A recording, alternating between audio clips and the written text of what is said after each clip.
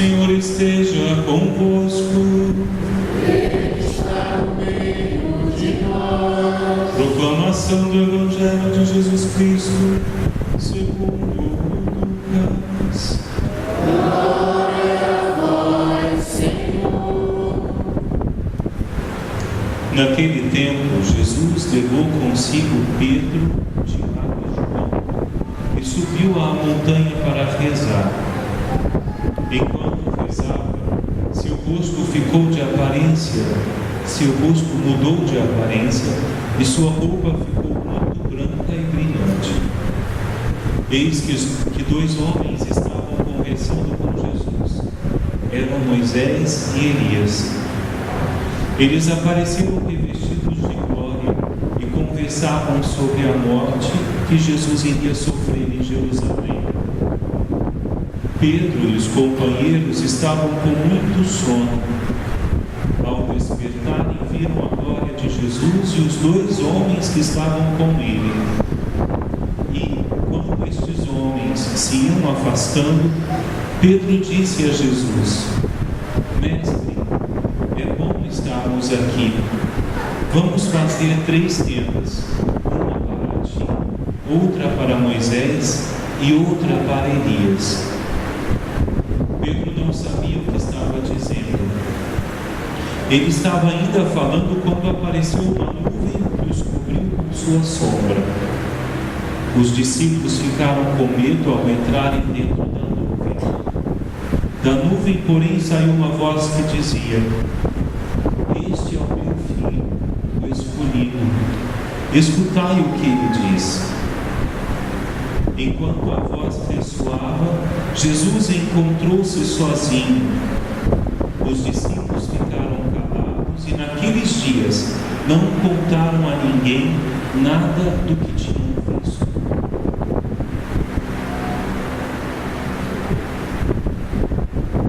Palavra da salvação. Glória a vós, Senhor.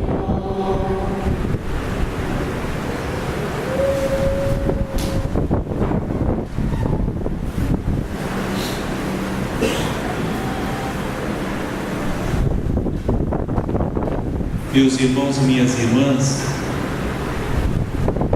como é bom a gente conhecer a origem da nossa história, pessoal. Para a gente saber quem nós somos, é necessário que a gente saiba de onde nós viemos, como nós chegamos até aqui.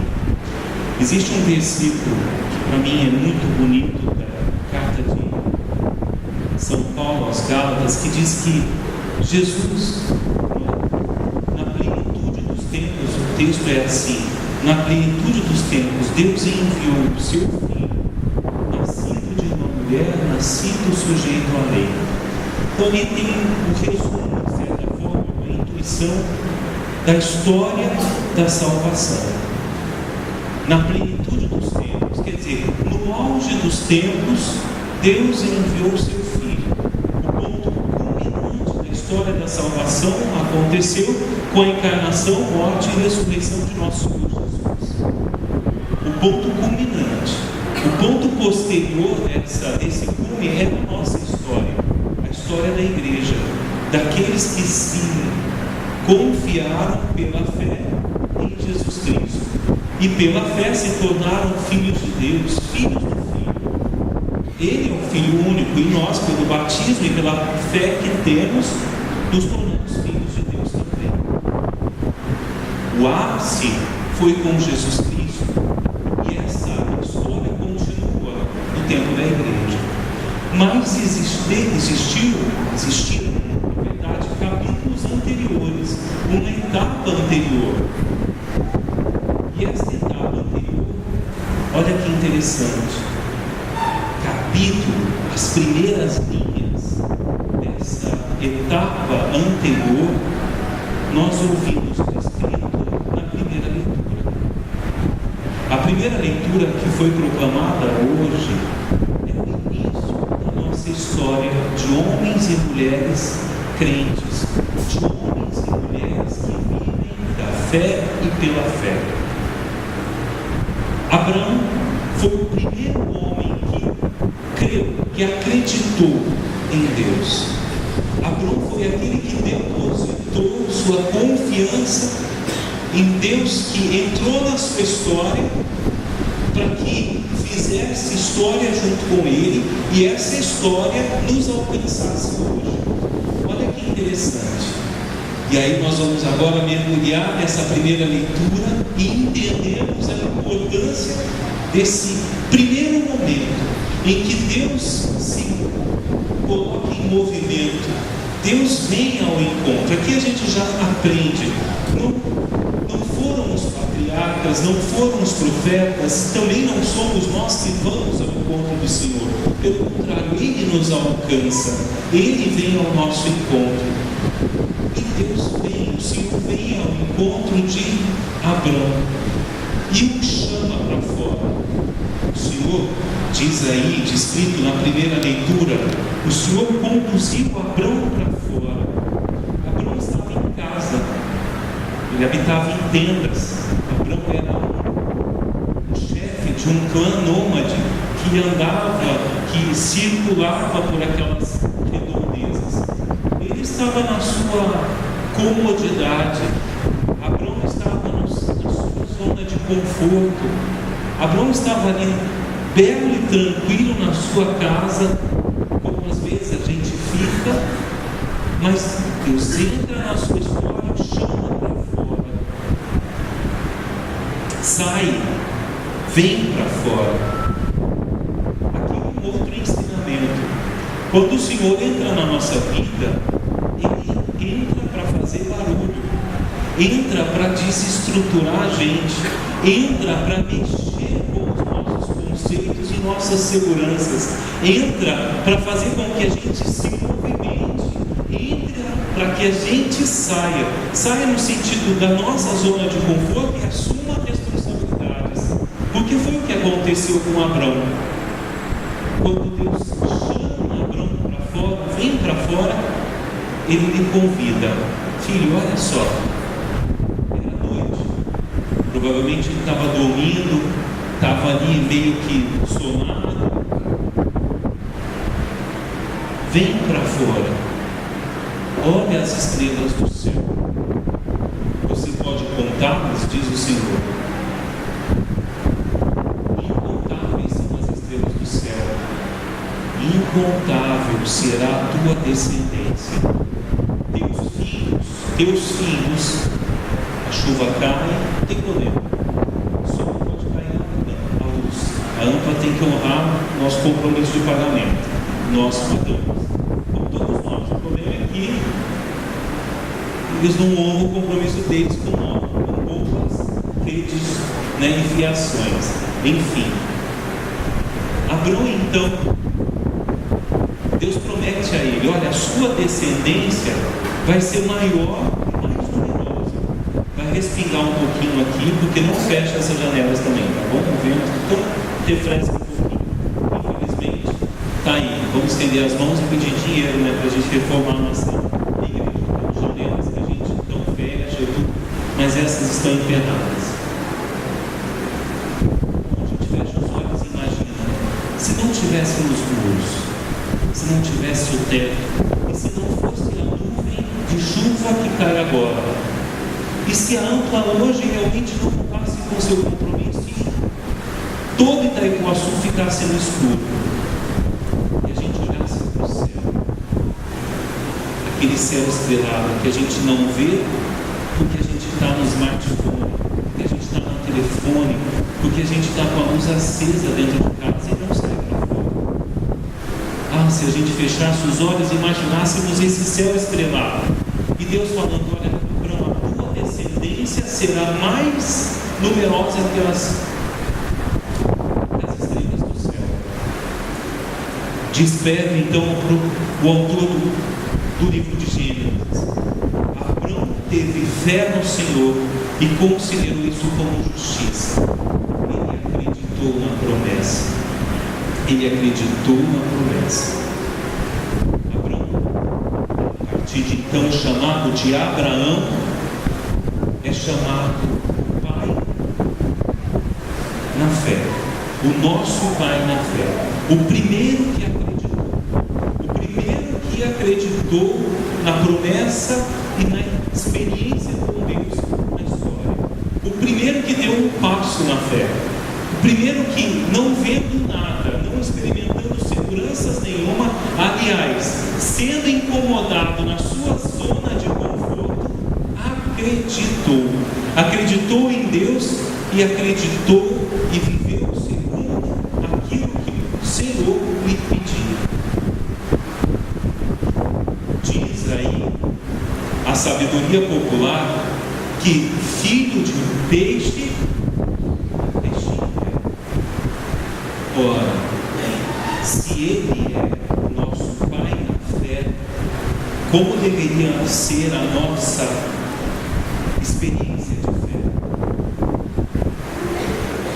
Te pergunto, você crê com a mesma segurança de Abraão? Quando o Senhor entra na tua história e começa a mexer e te falar, vem para fora, porque eu quero que você veja as maravilhas do Senhor, as minhas maravilhas do céu, na terra, e é claro, as suas responsabilidades. Eu acho que isso eu não vou, eu não chego junto, eu não vou além. Abraão foi, Abraão acreditou e colocou toda a sua força e a sua história naquela promessa e assumiu responsabilidades, aliançou-se com o Senhor. Aliás, o Senhor quis aliançar-se com Abraão, contratar, pactuar-se.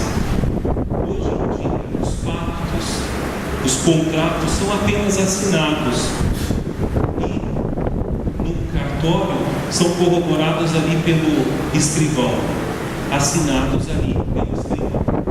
O contrato acontece entre duas pessoas que honram a sua palavra e assinam. Eu vou, você vem, e a gente então assina. Na época não havia esse contrato de papel, não havia essa realidade burocrática, vamos assim dizer, em papéis, mas havia sim os pactos de aliança, alianças no sangue, não no sangue um de outro, mas no sangue do sacrifício. E aí acontece algo interessante que muita gente pode se escandalizar, mas havíamos, e é prática da época, o sacrifício de animais. E para selar um contrato era necessário oferecer esses sacrifícios. E é o que acontece descrito ali na primeira leitura. Abraão então oferece em sacrifício alguns animais e os parte ao meio, porque era a prática da época dos contratados, do contratante, que uma vez partidos os sacrifícios, ambas as partes passassem no meio daquelas bandas, a banda uma e outra, dos animais sacrificados, e assim, no sangue do sacrifício, o contrato, a aliança era firmada. E foi o que aconteceu. Abraão, então, sendo convidado pelo Senhor, que quis fazer uma aliança com ele, oferece os sacrifícios. Parte os sacrifícios em duas bandas. E prepara para que ambos, ele e o Senhor, se contratem, constituam um pacto, uma aliança do céu. Mas veja que interessante. Na hora em que deveriam selar a aliança, Abrão cai um sono profundo, adormece profundamente.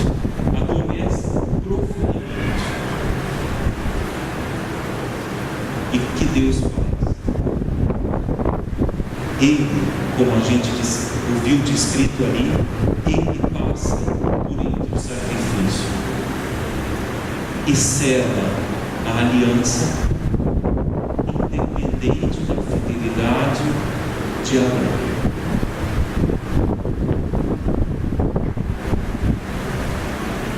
Te pergunto, você teria coragem de firmar um contrato sem que a outra parte te desse certeza de que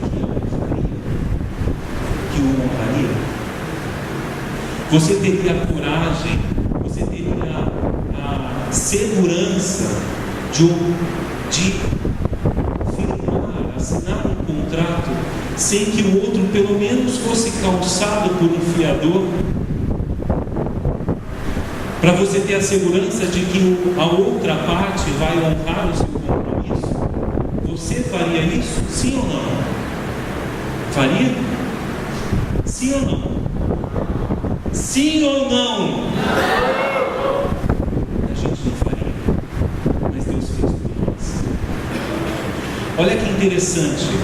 Aqui o Senhor quis criar e edificar uma aliança com o seu povo, através de Abraão, independente da fidelidade dele, independente da fragilidade dele. Mas aí você pergunta, pode me perguntar, mas você acabou de elogiar, Padre, a fé de Abraão, e ele foi junto. Sim, é verdade, ele foi junto, ele foi ali.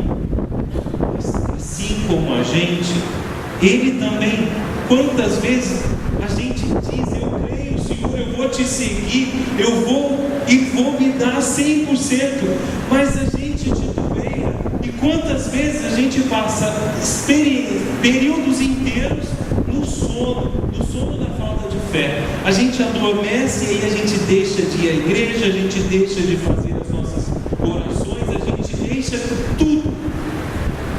A gente abandona tudo. A gente se desespera, a gente deixa, a gente cancela a nossa parte. Deus continua fiel, sustentando a aliança. Ainda bem que Ele não conta com esse 100% nosso, mas pelo contrário, sua fidelidade vem nos plenificar, vem e nos alcança, vem ao nosso encontro e nos carrega para assim honrarmos a aliança. Ele é fiel. Essas páginas, essas linhas revelam a fidelidade de Deus, independente da nossa infidelidade. Quantas vezes a gente é como Abraão? Não, Senhor, eu acredito no Senhor. E aí começam justamente os compromissos e a gente não consegue honrá-los. E aí a gente vai dando para trás e a gente vê menos. Mas o Senhor não espera, não quer isso. Ele honra a aliança porque Ele é fiel ao seu amor, à sua misericórdia, e não independente da sua fidelidade ou infidelidade.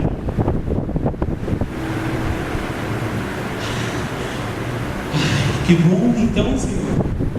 Isso me tira um peso das costas, porque às vezes a gente se coloca a necessidade de gabaritar sempre, de sermos 100% sempre, de darmos tudo, e de repente o Senhor fala, não, peraí, não precisa gabaritar, não precisa chegar aos 100%, não precisa tirar 10. Eu te amo e eu sustento a tua infidelidade, porque te amo, porque te amo.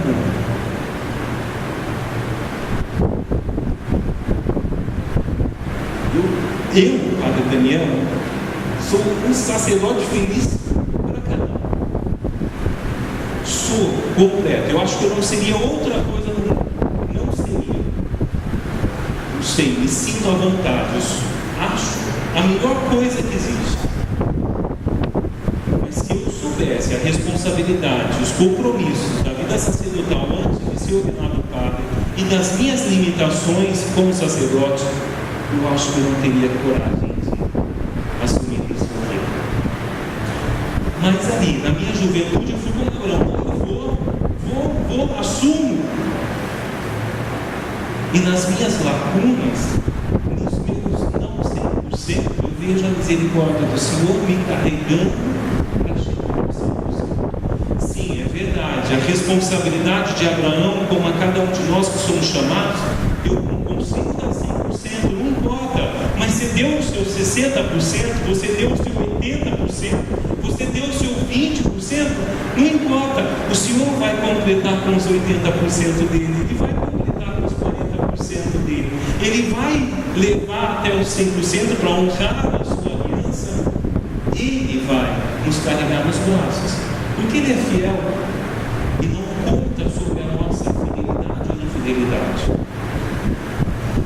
Vou contar uma história breve para vocês, não vou me entusiasmando, vocês já me conhecem.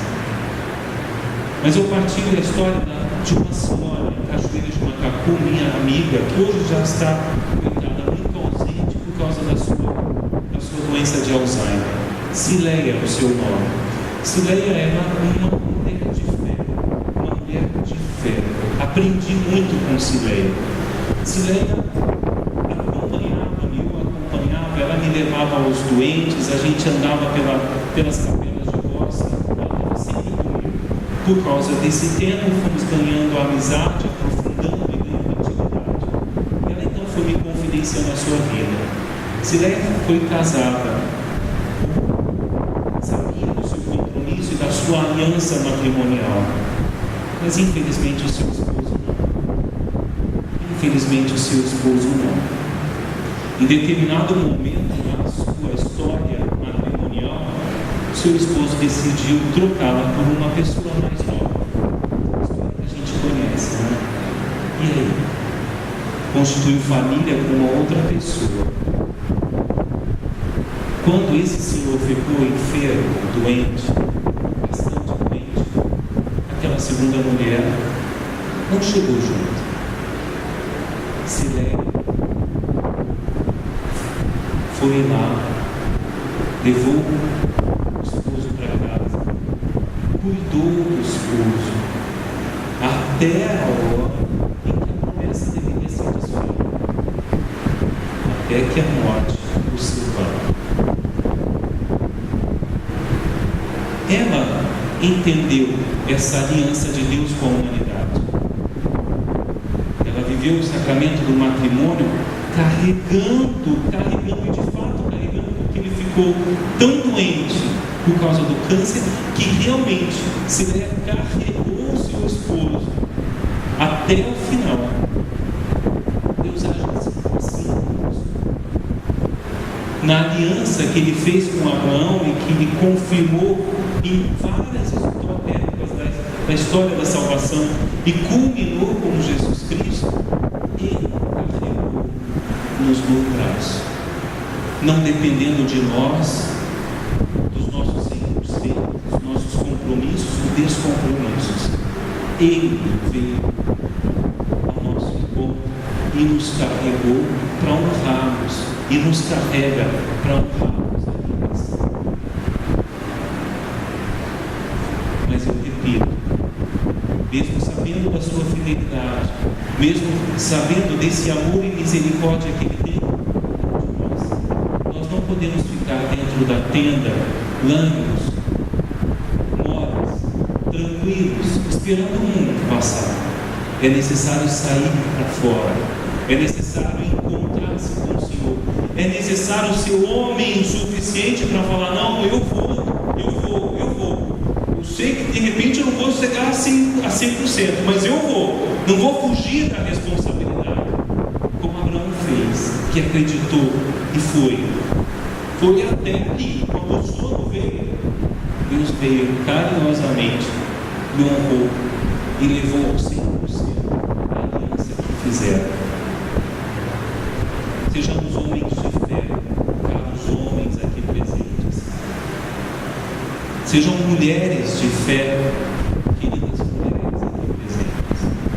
Isso não quer dizer que eu tenho que ser 100%, mas seja o seu 100%, que talvez é 60% nessa relação com Deus, que é 70% na sua relação com Deus, mas seja, honra, viva com fidelidade, seja fiel até o fim. É tudo que você pode dar. Se não for 100%, porque Ele é bom e misericordioso, e essa é a sua fidelidade. E digo a vocês novamente, homens, sejam como Abraão, creio. Homens, estou falando para as mulheres agora. Digo isso porque eu fiquei tão surpreso, tão feliz, quando acompanhei nesse final de semana a romaria dos homens, do terço dos homens Aparecida do Norte, onde mais de 50.000 homens, sem as mulheres, 50.000 homens rezavam o terço, comungavam. Se esses homens na minha comunidade assumissem essa experiência de fé, se esses homens fossem os homens de fé, quantas vezes a gente depende da fé da nossa esposa, a gente se apoia na fé da esposa. Homens, levantem-se como Abraão, acreditem como ele. Somos nós que vamos abrir o caminho.